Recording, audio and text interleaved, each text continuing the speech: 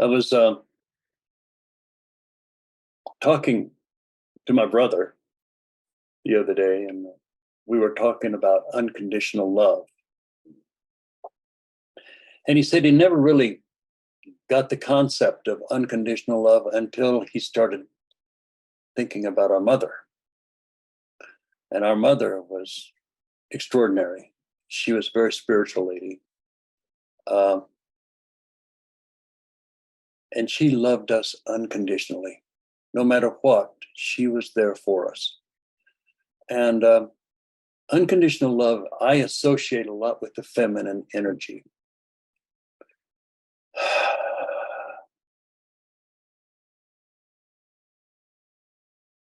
Relax.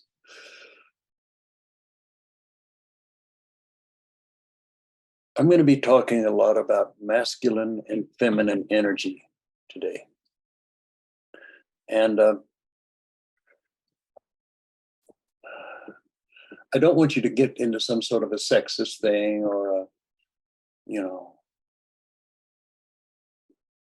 because this isn't that. Because from my point of view, each one of us has both feminine and masculine inside. Physically, we don't. And if our physical body is masculine, then we tend to associate that masculine part of our being with this body. And so we act like a man. But if I had a woman's body, then I would start acting like a woman and being a woman. And there are people that, switch around. And I think that's kind of cool. But I think let's look at this energy. I was in, my mother and I went to Carlsbad Caverns many, many years ago. My first time going. I think I went when I was a little boy, but I didn't remember it very well. But when I walked down into that cavern, it felt extremely feminine. I felt like I was in a womb. It was just all embracing, all loving. There was no judgment. It was just beauty. One of my students had a baby about a month ago. And as I looked at the picture of her holding that sweet soul, you could see the love. It was all embracing. A mother's love is like no other love. Now, there are exceptions, I know, but let's talk in generalities here. And I feel like we need to look at everything from another point of view rather than get into sexism and stuff like that. But let's look at the energies. Now, in Mother Nature, now we call Mother Earth, when I was talking about Carlsbad Caverns, when I went into it, it was like I felt Mother Earth. That was the first time I ever really got what they say when they say Mother Earth. It was so beautiful. Now, in the creation of things, since we're all masculine and feminine, let's look at this a little bit. The masculine puts forth the seed. That's the potential. The mother takes that seed inside of herself and magically creates another human being.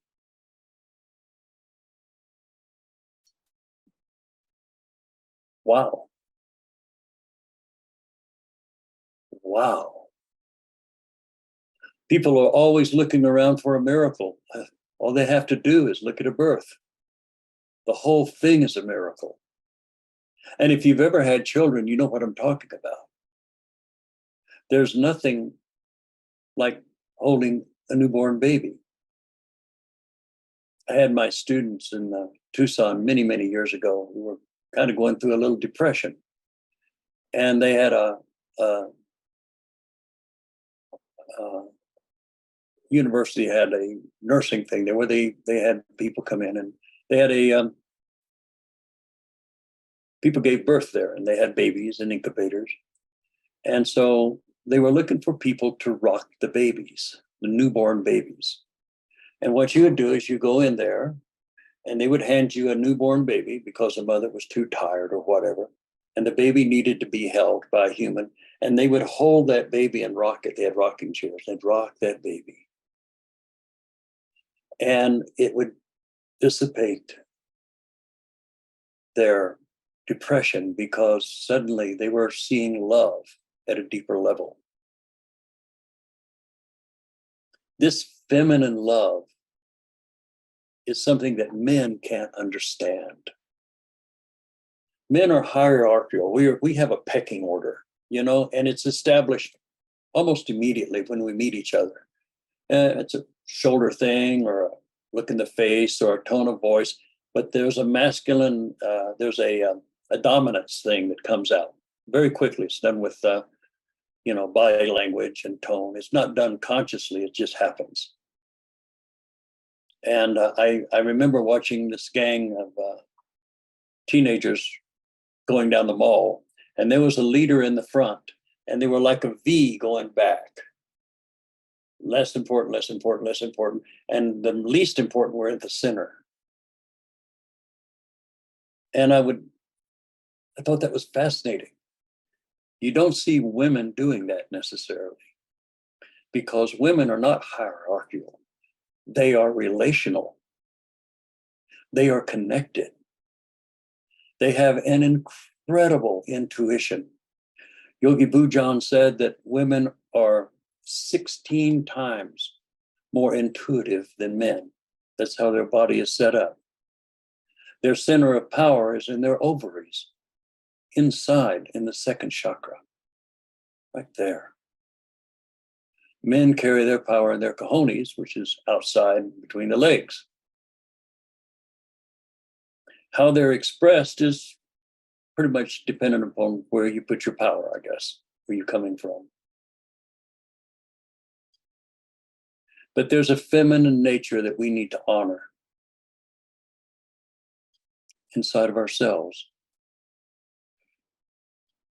We talk about a woman being fertile, which means that she can have babies. We look at the farmland and we say, this land, this soil is fertile. It will grow crops. Fertile is throughout the whole creation. There are some times that things are fertile and sometimes they're not. But in Mother Nature, in this world, it's the most amazing thing I've ever seen. I try to keep my little plants alive, and I overwater them probably because I give them too much attention. But I go out in the forest, and there are those plants that are just struggling in my home, thriving, sticking out of a rock or something. It's Mother Nature just has a way of taking care of things.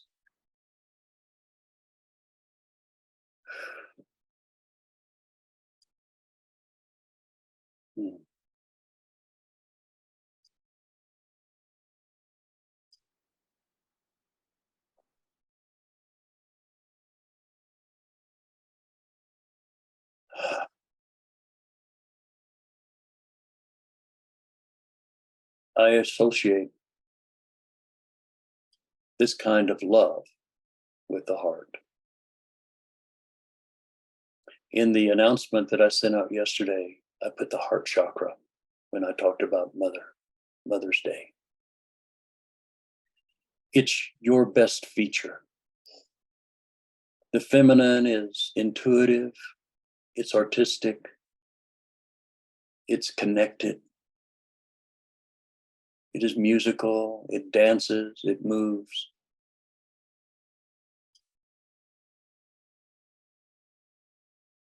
And it envelops that it loves with itself. Feminine nature is to be honored. It's to be cherished.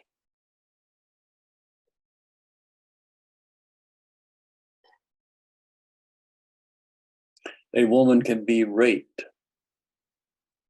and she can still produce a child because her body is set up to produce. You can throw any kind of seed you want out into this field and it will grow if it's, within the climate of that particular plant. My mother had a garden up in the mountains, and she would have a row of onions and a row of lettuce and a row of cucumbers. Whatever seed she put in the ground, Mother Earth would bring it forth magically.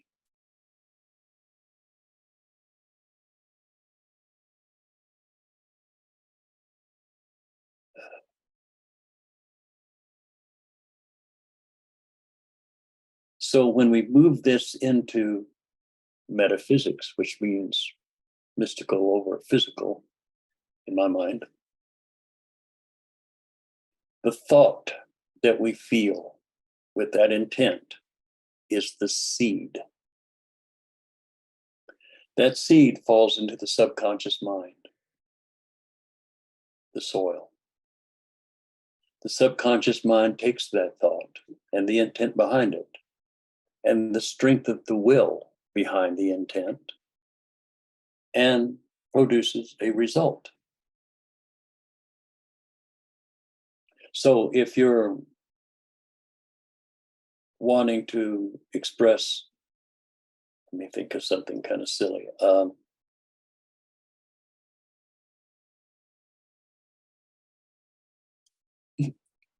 I'm sorry, and my state of mind is hard to think. Give me a moment. I'll pull up something. So let's say that for some reason, you get the notion that you'd like one of those little red wagons that we used to have when we were children. Oh man, I'd like to have that. Yeah. That thought goes into the subconscious mind. The subconscious mind immediately starts creating that. It's out there. The little red wagons are everywhere. I mean, you don't have to create it out of nothing. It's there. So the law of attraction starts pulling that red wagon to you. It could come in the form of a gift, or you want that wagon. And there's nothing to resist it because it's not that expensive, maybe a little childish, but who cares? People think it's kind of cute. Oh, I'll get the red wagon, and my friends might make fun of me until maybe I put some plants in it or something. You rationalize it out. And the subconscious mind will create that for you if you have no doubt. You've planted the seed, and the subconscious mind pulls it forth. There's a book by Joseph Murphy, written many, many years ago, called The Power of Your Subconscious Mind. I encourage you to read it. It's good reading. So as your subconscious mind is preparing this, a lot of it depends upon how fertile the soil is. Christ talked about the sower that went out into the field and he was sowing his seeds. And some of the seeds fell on the rocks and the sun baked them immediately. They didn't even get off, nothing. Others fell on shallow ground. And they grew for a little bit and then they withered and died. But some of the seeds fell on the fertile ground. And in the fertile ground, the plant grew, created thousands of seeds in its life. We plant our seeds in fertile ground.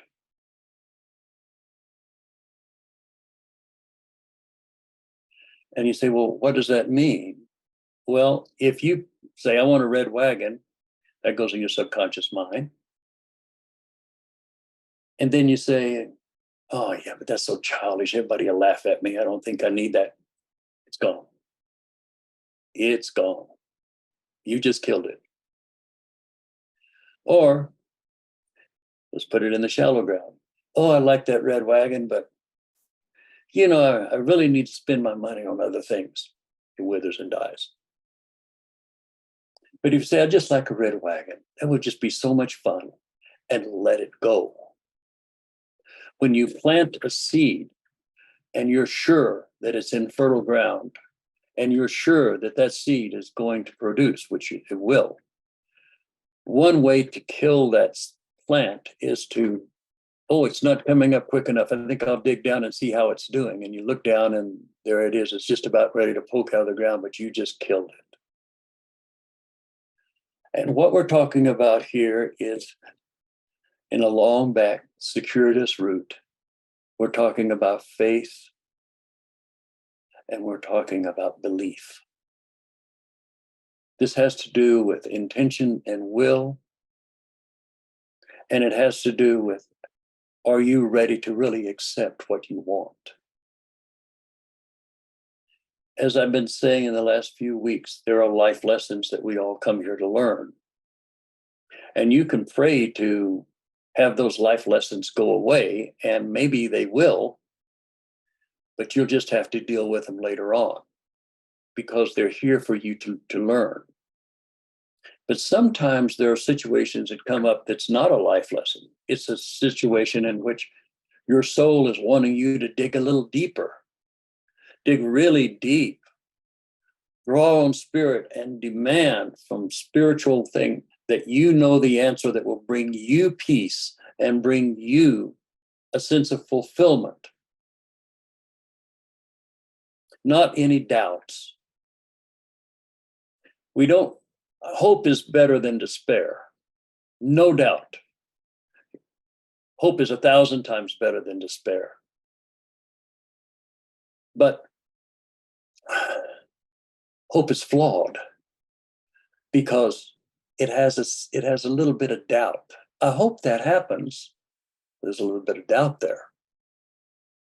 But true faith has no doubt. Christ said it's the substance of things not present, the evidence of things not seen. You have to have faith. But in connection with that faith, when you're praying for something to demonstrate something, a job or a house or a relationship or whatever, you need to know, first of all, where it is within your soul that what's the lesson this thing is trying to teach you. You can pray and get rid of it, but it'll come back. Or you can pray to deal with it, to learn how to be in a situation that's always messed you up your whole life. But now it's going to come around, and it will. And you pray, let me handle this right. Let me react in a way that I've never reacted before. Let me figure this out so that going down the road, when the circumstance comes up again, there's not a branch out there for them to land on. They just fly by. These situations are surrounding us all the time. Your life lessons don't go away until you deal with them. And they'll still come around after that, but you've dealt with it. It's easy. It's easy. It's hard until you deal with it, but once you deal with it, you got it. So as we think about our thoughts and our intentions, when it comes to going into creating a seed that we want to work in our life, we need to ask a lot of questions. We can't just be sudden about, oh, I want a new car. I want it right now, and I can have it. And you got that. So then you get the new car and realize that you can't afford the insurance on it or something. Get the thing that's appropriate for you. Your prayer should be, bring to me what I need for my soul's advancement. If you need to bring someone into your life to just torment you all to hell, if that's what it takes to advance you, then who are you to pray it away? So when we take these seeds and we put them in the subconscious mind and we pray, or we plant the seed that we wanted and we just let it be, we have faith it's coming, we feel it in our hands even though we don't have it, and it's coming to us, and there is no doubt. There is no false hope. There's a sense of knowing that you have it. And when you are praying for something, you have to do a few things that I recommend. I don't have to do anything, I guess I recommend, but I suggest. I suggest that you do it in this way, that if there's something confronting you, something really intense confronting you, a breakup of a marriage, a dog passing away, or predators calling every 15 minutes, whatever it is that's disturbing you, that you sit down and you do this. First of all, you take time to recognize what God is and where you are in it. Last week, I suggested that you contemplate and meditate upon God being all powerful or God being everywhere present. I'm not talking about a God with a beard or, I'm talking about a force.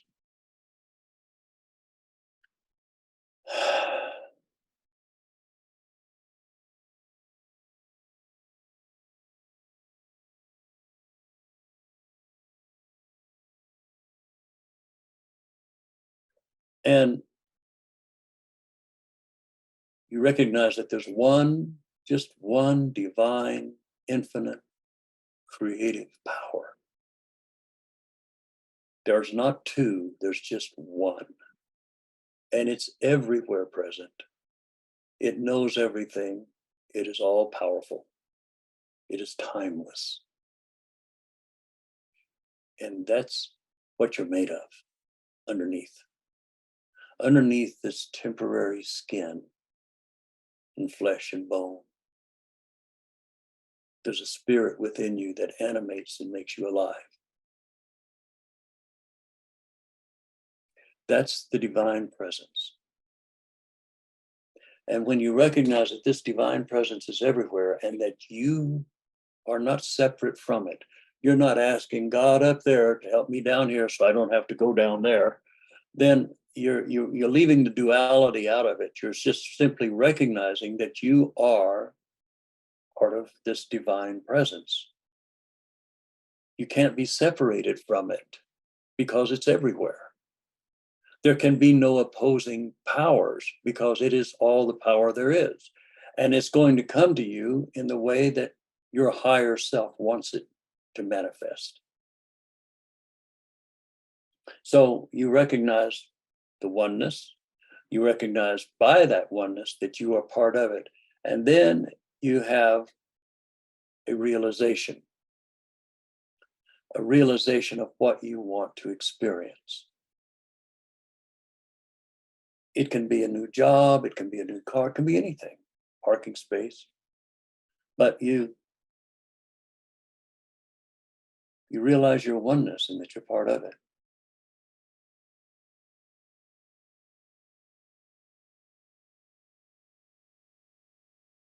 And then you could pray, let's say somebody's sick.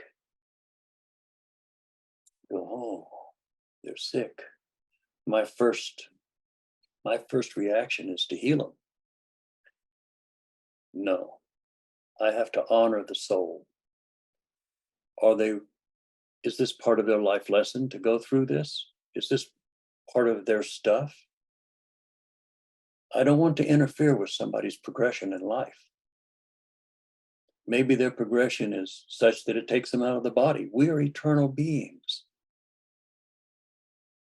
But what I can do is I can find that I'm disturbed by that. I'm disturbed by their illness. I don't like to see a child sick. I don't like to see an animal go through a lot of pain. So there's one life, and one life. I look at this, and I think, okay. In me, inside of me, I see perfection. Inside of me, in my heart of hearts, I see the child being well and playing. Inside my heart of hearts, I see that little animal running around the dog park, or if it's a cat, climbing the curtains or whatever cats do. I see perfection inside of me. I'm not projecting it out there. It's inside of me. And when I can feel inside of me at the deepest level peace about that situation, then I just let it go. I have now planted the seed. And when I've planted that seed from that position of certainty within myself, then whatever happens outside of myself, I'm okay with, because I've dealt with it in me. The upset, the pain, the judgment, oh my God, they can't die on me, all of that goes. And you accept a peace that goes beyond understanding. This is enlightenment. Enlightenment is getting rid of the darkness. And fear and pain and judgment, that's all dark, it's shadow. There's none of that in the divine. We say, well, God judges us. Nope. God is unconditional love. In unconditional love, there is no judgment. What is happening is everyone around us is pulling the same energy in, and they're pulling it into duality and conflict and fear and anger and all of this self-righteous judgment.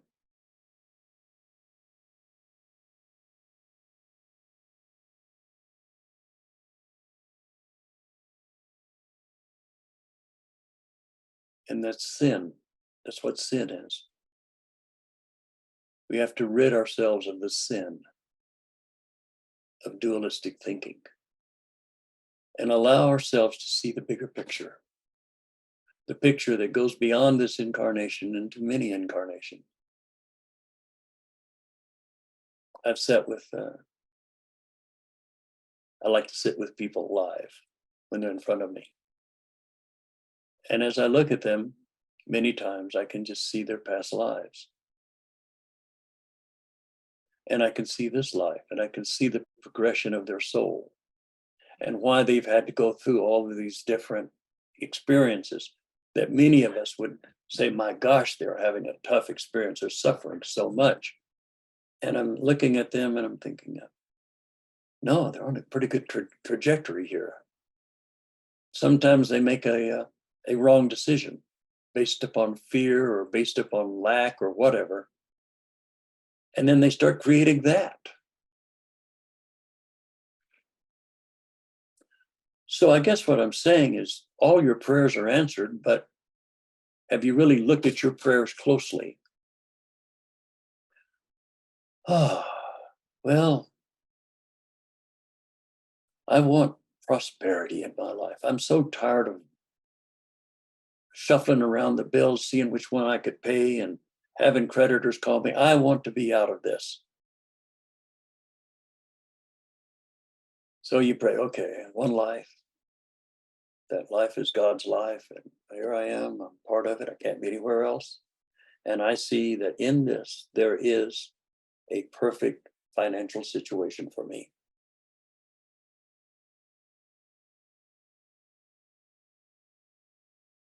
And I hold that thought until all doubt is removed. If I let go of it before the doubt is removed from inside of me, then I have planted the seed on shallow ground. It'll grow a little bit and then wither. But if I remove all doubt from inside of me, then the seed will grow into a plant. I don't have to make it grow. It does it on its own. The law of attraction, correspondence will bring that karma to me.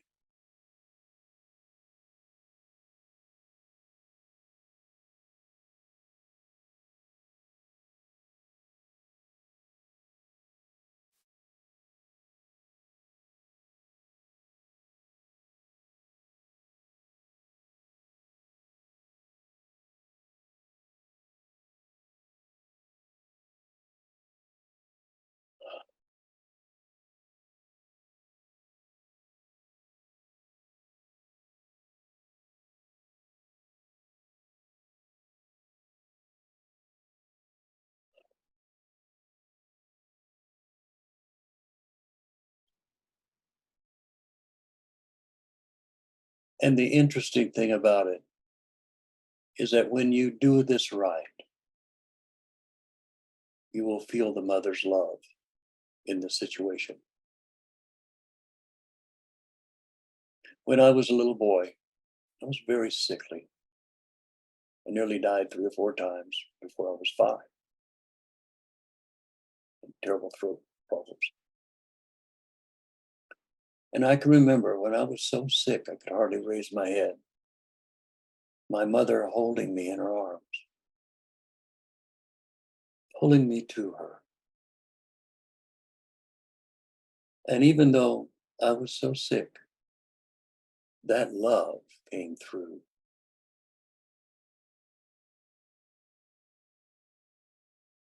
When I say all of us are feminine, you can have that love, even if you're a man. You have to love unconditionally. But it's a deep, deep love. If you've ever witnessed a mother and her child, it's the most magical thing you can imagine.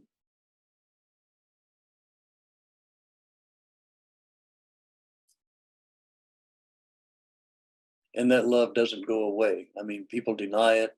Maybe they get angry. They've had a bad childhood themselves, and now they don't know how to treat their own children. You're not born into a bad family. You're born into the exact family you needed, because they're there to teach you a lesson on how to overcome all the stuff that you didn't like in your parents.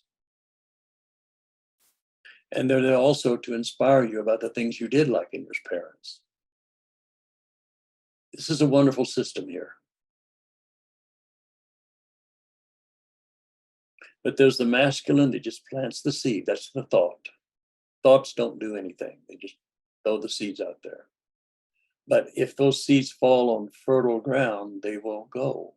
If they fall on shallow ground, where there's doubt, or maybe it's something that your higher self says, no, you're not going to get that because this would take you down a really bad way, and you didn't come here to learn that, then it won't happen, no matter how much you pray. Thank God. Because now we see through a glass darkly, but when we can remove all of this, we can see, wow.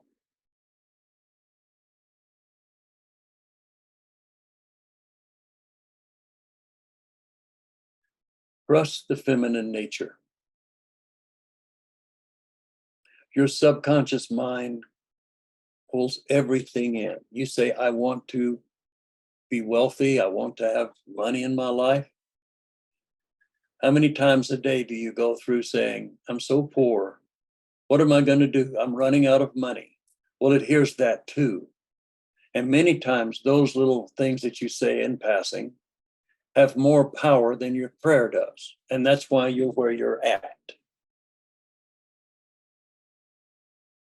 Clean up your thoughts. Part of Buddhism is right thinking, right action, right intent.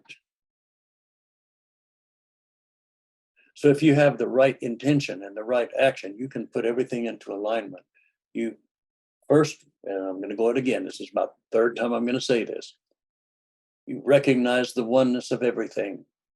You recognize that there's no power other than the power of the divine, and that you are in the image and likeness of that divine power, and that the words that you speak are spells that you're casting into the world. Now, you can go around all day worrying about poverty and then pray for 5 minutes on prosperity and really see it, but then you're going to walk down the hall or walk down the street and say, oh man, I'm so poor. You've got to get it inside here. And I'll end with this story. I've told it many times, but some of you have never heard it, I guess. I had a brother, and he just gotten out of the Navy and went through bartending school, and he was a bartender. He loved it. He loved working with people. He just loved everything about bartending. And he was driving a Rambler. Now, Ramblers probably haven't been made since many of you were even born, but it wasn't the most exclusive, nice car. It was kind of an American Yugo kind of thing. And that's what he had. And he kept saying, I want a 1964 Corvette. I want it red, and I want the wide tires on the back. But all I got's this Rambler. And I will not make enough money that I can get them. They're pretty expensive. I'm saving up so I can get a down payment. And my brother told him, my brother Warren said, okay, Lonnie, he said, here's what you do. Go down to the dealership, sit in the Corvette, see how they smell, see how they feel, get the feel of it. Maybe if they will, let you take it for a little test drive. And he says, then get back in your car and pretend that you're driving the Corvette. And my brother did that. He would get in that Rambler. It had the shift on the steering wheel column. He'd put it in gear, and then he'd go down and he'd pretend like he was shifting it on a floor shifter like a Corvette. And he imagined himself driving that Corvette, even though he was driving a Rambler. And in about 2 or 3 weeks,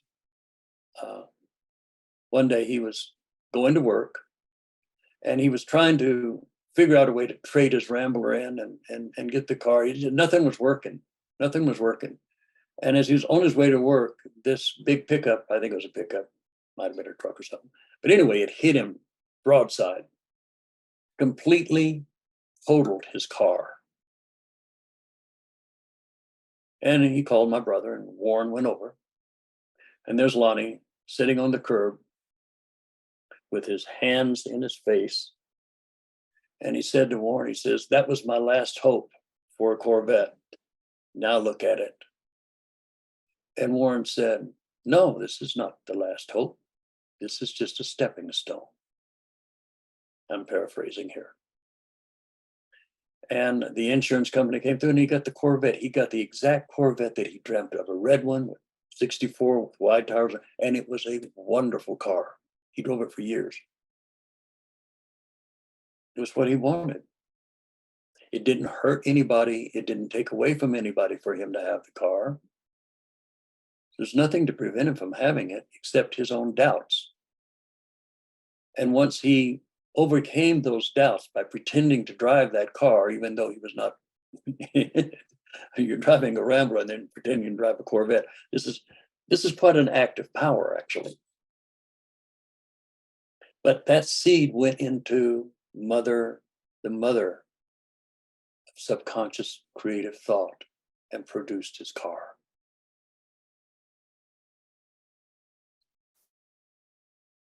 You are powerful. I think if you look at your daily life and just look at the words you're saying, how you're cursing yourself. I don't have any money. Now, you may not have money, but you don't have to announce it, okay? Remember I said that the words that come out of your mouth really are very, very powerful. So you catch yourself saying little things that are negative. Why are you saying that? You don't necessarily have to tell people what you want either, because they'll laugh at you and say, you're driving that Rambler like it's a Corvette. Oh, you're such a fool. So you don't tell people what you're doing. You just hold the thought. I planted the seed and I'm walking in that direction.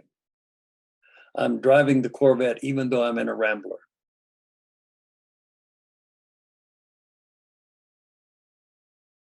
Now here's the empowerment.